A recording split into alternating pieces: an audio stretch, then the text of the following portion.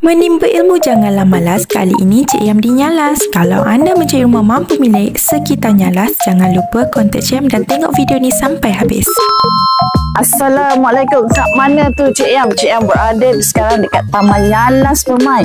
Apa bestnya unit kali ni? Kalau kenduri kendara tak payah gaduh, you boleh tengok facing open. Banyak kereta boleh masuk. Rumah keluasan 20 x 60, ada 3 bilik, 1 bilik air. Dan apa lagi best di rumah ni? Tak payah banyak cakap. Jom Cik Yam buat tour dalam rumah.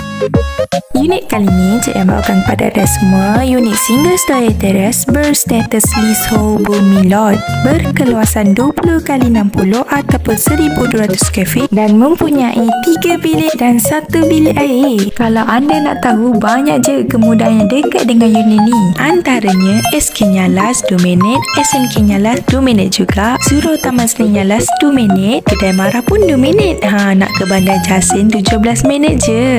Dekat kan? Kat bahagian kitchen dia pun, kalau anda nak buat renovate, besarkan kitchen pun masih boleh lagi tau. Ada ruang lagi. Ruang tamu pun luas, bilik pun besar, boleh letakkan TV lagi.